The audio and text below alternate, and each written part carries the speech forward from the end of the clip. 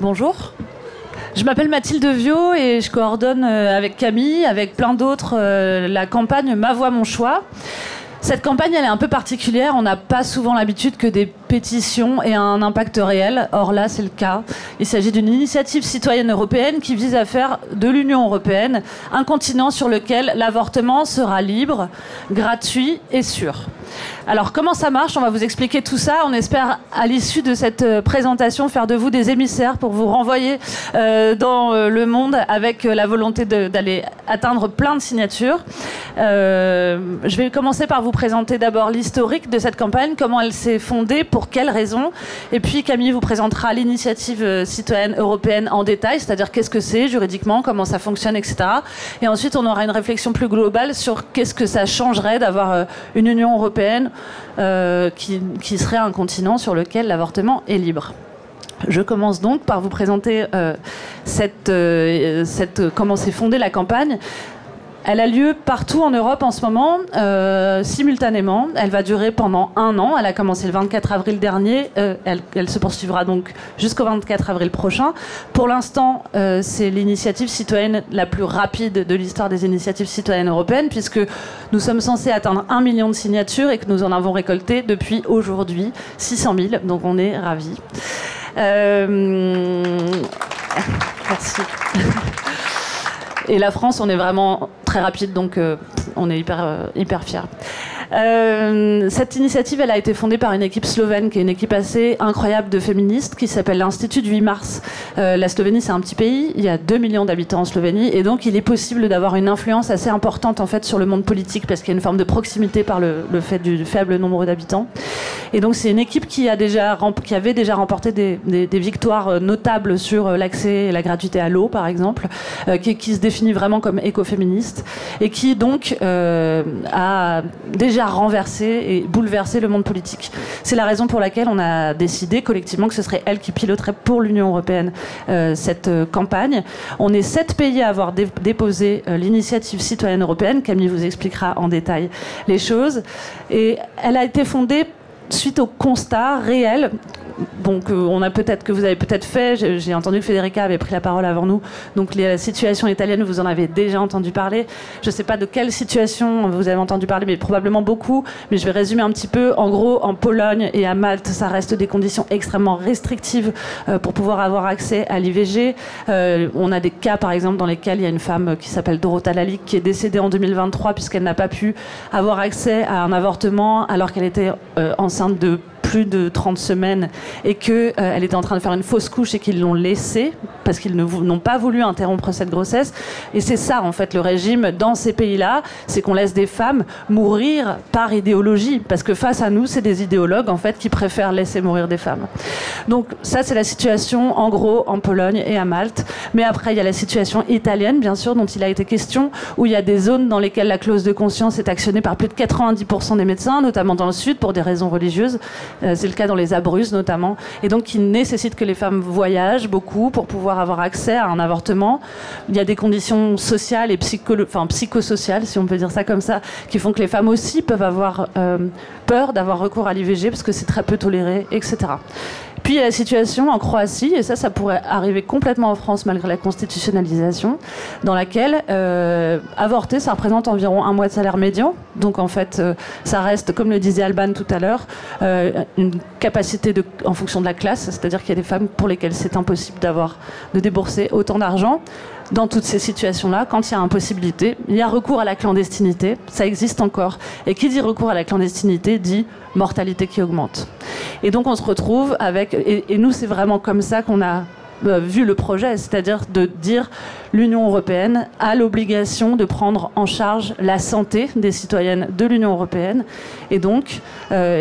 puisqu'on ne peut pas réellement interdire l'avortement, mais on peut uniquement le rendre mortel, l'Union européenne a l'obligation de protéger la santé des femmes et donc de permettre l'accès à l'IVG. Je laisse la parole à Camille. Oui, c'est bon, j'avais un doute sur le micro. Qu'est-ce que c'est une ICE? Une ICE, c'est un levier démocratique pour l'ensemble des citoyens, des citoyennes européennes, d'avoir une influence sur la législation européenne. Tout citoyen et toute citoyenne peut déposer une ICE pour que la loi ou l'amendement qu'ils veulent voir étudié au Parlement européen puisse être étudié. Pour cela, il faut 7 citoyens ou citoyennes de 7 pays différents de l'Union européenne. Donc c'est ce qui s'est passé ici pour cette ICE. Mathilde vous le disait tout à l'heure. Il y a 7 pays qui ont déposé cette demande d'ICE. Pourquoi une ICE pour permettre à l'ensemble des personnes qui en auraient besoin d'accéder à l'avortement en Europe? Parce que l'Europe, dans ses compétences, a la santé des citoyens et des citoyennes européennes. Elle ne peut pas intervenir sur la législation des pays. En revanche, elle peut mettre en place des lois qui permettraient que cet accès soit possible, y compris pour les personnes dans le pays duquel c'est interdit, de recourir à cet avortement ailleurs, dans un pays dans lequel c'est autorisé. Ce mécanisme existe déjà pour tout un tas de choses en Europe. C'est le cas, par exemple, sur la prévention contre le cancer du sein. C'est un mécanisme qui existe. Donc on s'est basé là-dessus, avec une équipe de juristes, pour calquer le texte qu'on demande d'être étudié au Parlement européen sur ces mécanismes-là. Ce qui est aussi assez phénoménal, c'est qu'en général, quand on dépose une ICE, elle est d'abord examinée. Donc elle est examinée, ça prend un petit peu de temps, et il y a plusieurs solutions. La première solution, c'est « ah ben alors non, merci, vous emmenez votre ICE, c'est pas du tout dans notre compétence, on l'étudiera pas ». La deuxième option, c'est oui, c'est bien votre truc, mais bon, voilà, on a toute une liste de questions, il faut répondre à toutes ces questions-là, et puis on réétudiera la possibilité de l'accepter ou pas. L'ICE, Ma Voix, Mon Choix, a été accepté du premier coup.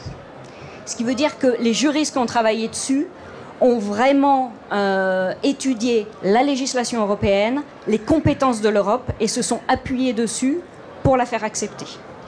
Donc ça, c'est la première chose. Comment est-ce qu'elle peut être étudiée au Parlement européen?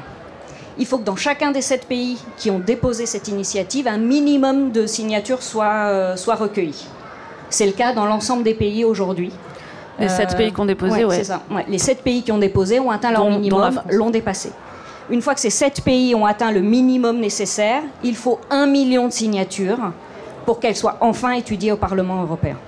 Ensuite, elle sera étudiée au Parlement européen, il y aura des allers-retours, sans doute des négociations, mais là, voilà, il y a une possibilité pour qu'elle soit étudiée. Alors vous allez me dire, oui, mais le Parlement européen, aujourd'hui, vu sa composition, en termes de droits des femmes, on est plutôt pas très bien parti. Alors c'est vrai, sauf que toutes ces choses-là prennent du temps, donc il faut absolument qu'on ait ce million de signatures, que ce texte soit déposé, soit enregistré, qu'il commence à débattre dessus, et qu'au prochain Parlement européen, l'ensemble des citoyens et des citoyennes européens essayent de faire en sorte pour qu'ils soient favorables aux droits des femmes, et à ce moment-là, on pourra espérer effectivement que ce texte soit appliqué. Oui, et par ailleurs, pour la constitutionnalisation, on se disait que ça ne marcherait jamais parce que le Sénat était de droite et on a réussi. Donc, on ne sait pas, tentons et obtenons ce million de signatures et on verra bien ce qu'il en advient ensuite. Je voulais vous revenir un petit peu sur la nécessité vraiment de faire de l'Union européenne un continent sur lequel l'avortement serait libre. Bon, il y a évidemment l'actualité qui nous pousse à regarder un peu ce qui se passe ailleurs, et notamment aux États-Unis, où on voit que, comme le disait Alban, et c'est le cas aussi en France, et c'est le cas aussi en Italie, par exemple, depuis l'arrivée de Meloni, on se retrouve avec face à des mouvements qui sont extrêmement structurés, avec énormément d'argent. Je ne sais pas si vous avez suivi le débat entre Kamala Harris et Donald Trump, où, franchement, d'habitude, les droits des femmes, pardon, mais on n'en parle jamais. Là, la question de l'IVG a tenu 7 minutes du débat des élections américaines. Ça veut dire, c'est un signal qui est assez important. Je pense qu'il faut qu'on soit très vigilante là-dessus. D'un côté, ça veut dire que Trump a vraiment décidé de rogner absolument ce droit, et que donc il est nécessaire de se battre contre cette réduction fondamentale des droits. Mais de l'autre côté, c'est vraiment une sorte de question qui vient diviser la société complètement, c'est-à-dire considérer que le corps des femmes est soit un incubateur, soit que c'est des êtres libres et qui peuvent jouir de leur existence normalement. Nous, on pense vraiment que ça serait un marqueur hallucinant, extrêmement fort, que l'Union européenne s'inscrive en opposition face aux États-Unis et faire en sorte que l'Union européenne soit un continent sur lequel l'avortement est libre. Ça, c'est le premier point. Le deuxième point qui est important, dans les juristes qui ont rédigé l'initiative citoyenne européenne, il y avait notamment Damia Taharaoui, qui est une avocate française et qui travaille pour les droits des migrantes la plupart du temps, et qui nous disait, en fait, il est nécessaire absolument qu'on fasse aussi de l'Union européenne, pour les migrantes, un continent sur lequel l'avortement est libre, parce que pour l'instant, les femmes migrantes qui arrivent ont peur des institutions médicales. C'est-à-dire elles ont suivi un parcours de migration souvent extrêmement difficile, parfois avec des viols, etc. Et quand elles arrivent en situation de grossesse non désirée, elles n'ont pas recours à l'IVG par peur des institutions. Et donc si on arrivait à modifier aussi la représentation que l'on a par rapport à l'IVG, c'est ce que disait Alban encore, hein, même pour les autres femmes sur le territoire, le tabou reste. Il est absolument nécessaire donc qu'on puisse faire complètement tomber ce tabou. Et donc c'est la raison pour laquelle on vous invite à signer. On a un stand qui est là-bas.